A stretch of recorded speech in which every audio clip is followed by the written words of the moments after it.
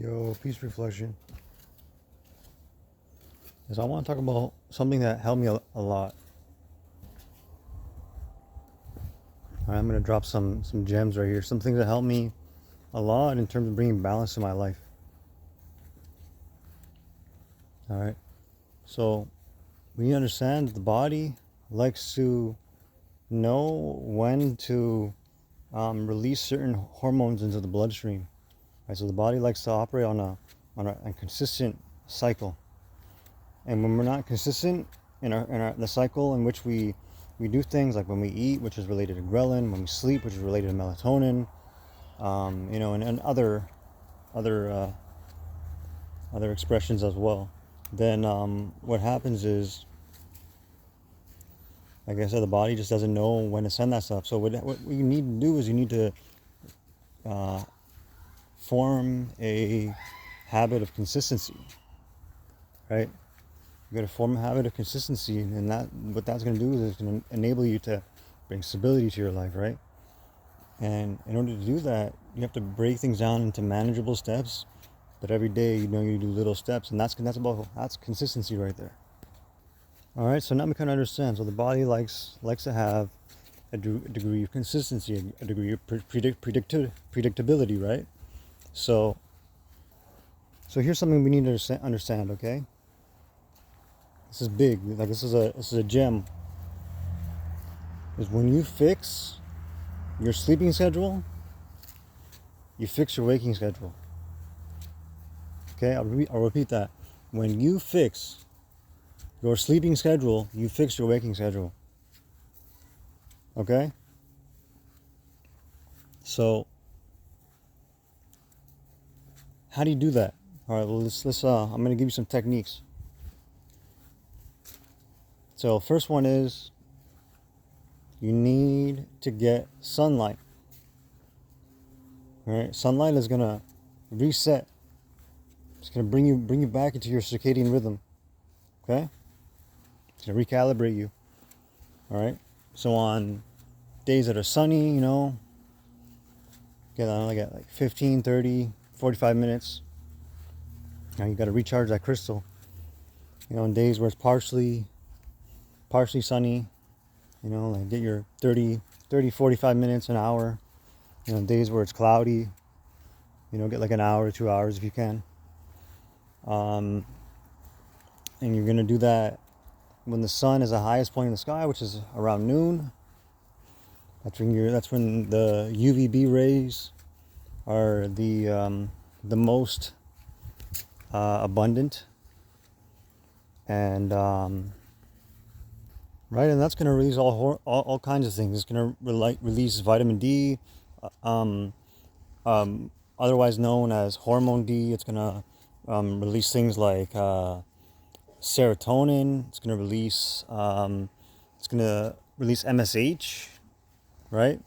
Also, the sun gives us our bones. It's what synthesizes calcium in the cells for our bones, etc. So, right, like the sun is very powerful, right? The Most High Chief, Three God, he teaches that the sun gives us our bones give us our blood, and our blood gives us our breath, right? So the sun gives us life. So we need to be in natural harmony with these aspects of ourselves, right? So that's the first thing is getting some sunlight. So that's going to do is it's going to recalibrate your circadian rhythm. The next thing is screens, okay? Make sure that you never have a screen on at a higher intensity than the light that it is at whatever it is in your current present moment, right? So say it's nighttime, it's going to be dark, so you turn your screen on all the way down to lowest setting. If it's daytime and the sun's out, it's okay to have your screen up all the way to the max, right? So you got to be mindful of this, because those photons from your screen are hitting your eyes and it's throwing off your circadian rhythm.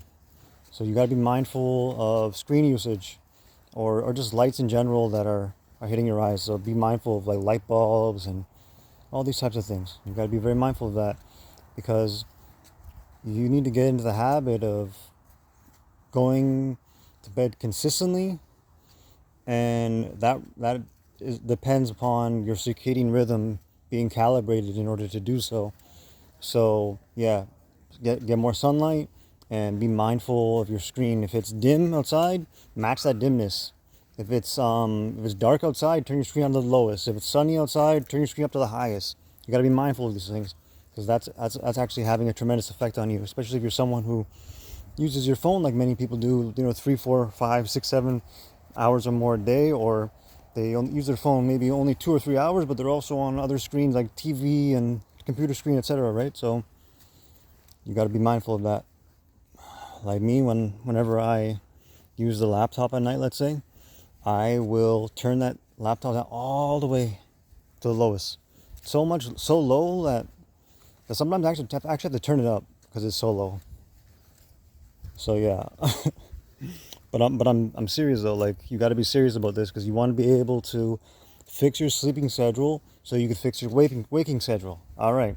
Now that you know how to fix your sleeping schedule, now let's look at some ideas and principles and that sort of thing that you can apply so you can have a effective waking schedule. Okay. So now you know how to have effective sleeping schedule. Let's look at having an effective waking schedule. All right, now this one's actually interesting because it involves your Jupiter and your Saturn. So you got to study your astrology. You got to understand your astrology. All right, so Saturn is our teacher. It demands that we undergo hardship and karma, and we put in effort. We put in effort to do what we need to do, right? And once we're able to achieve that, then we are able to grow and expand, and we are able to receive our just fortunes, if you will. And that's our Jupiter that's doing that, right? So that's the relationship between Saturn and Jupiter, is you go and you put in the work and you get the reward. All right?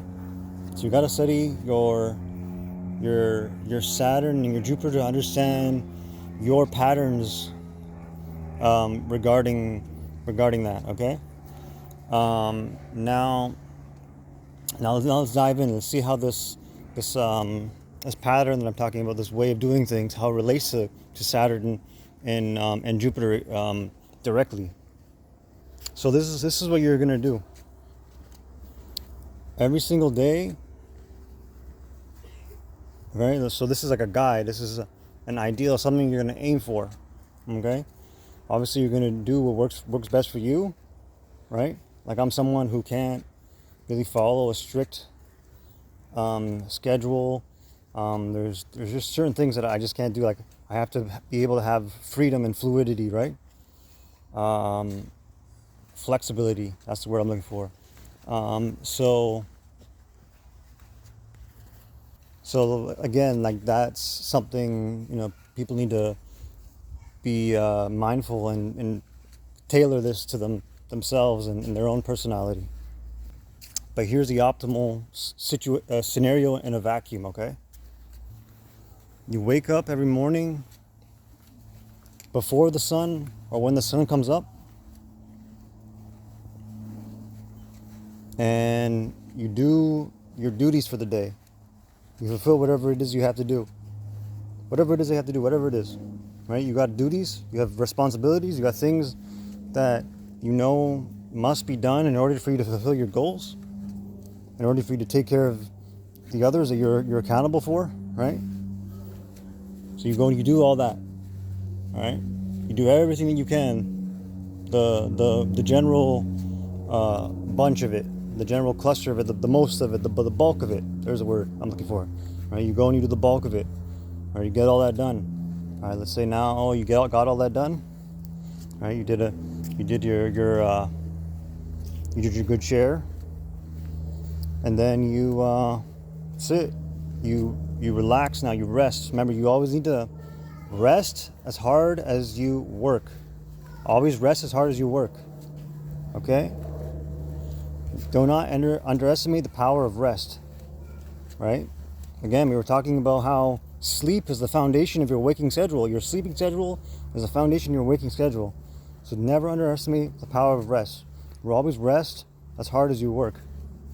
All right? So then, boom, once you're done all your things that you're accountable for, all your duties and responsibilities, you rest, right? Leisure, activity, relaxation, laying down, all that. Okay? You need to understand life's about a balance. Right?